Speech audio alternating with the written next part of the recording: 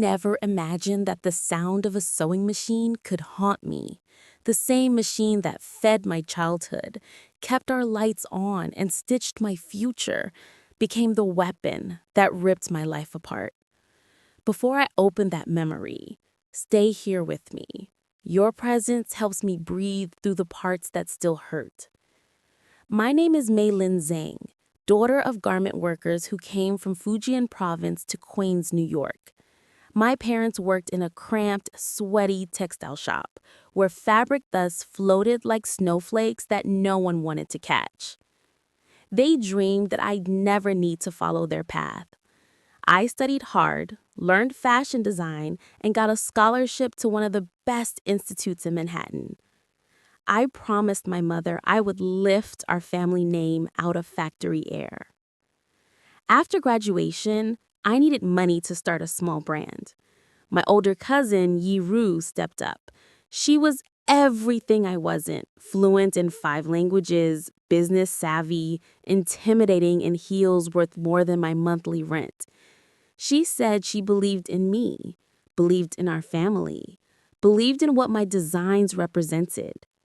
Your talent, my business brain, she said, will build something that changes the industry.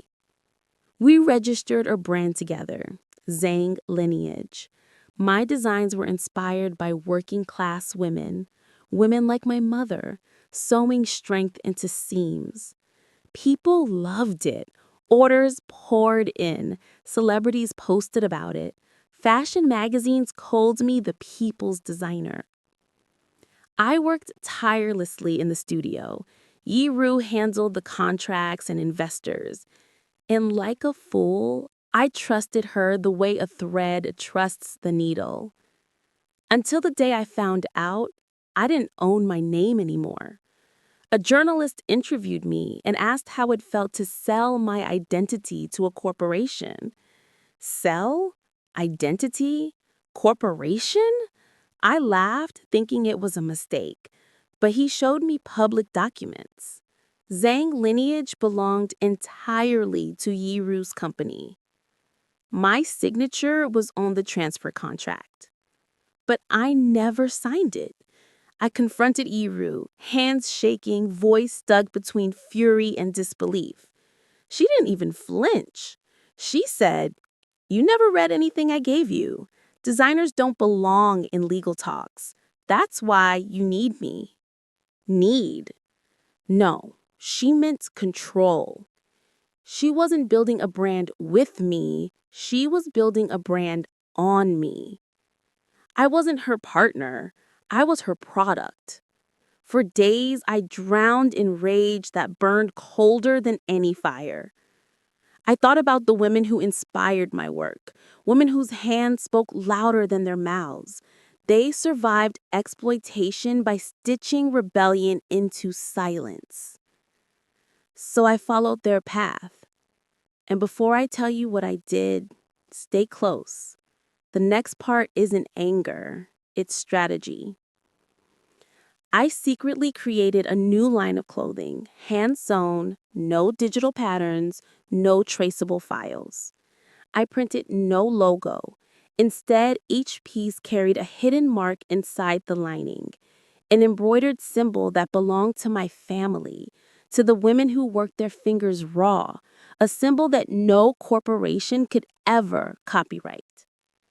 Then I organized a street fashion show in Chinatown. No runway, no invitations, just the community.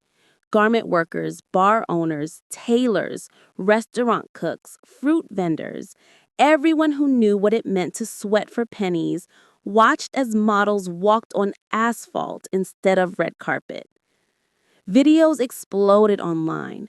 People called it the rebellion of fabric. They loved the storytelling, the rawness, the honesty. And suddenly, investors didn't care about Zhang Lineage anymore. They wanted me. Yi tried to sue me for stealing designs.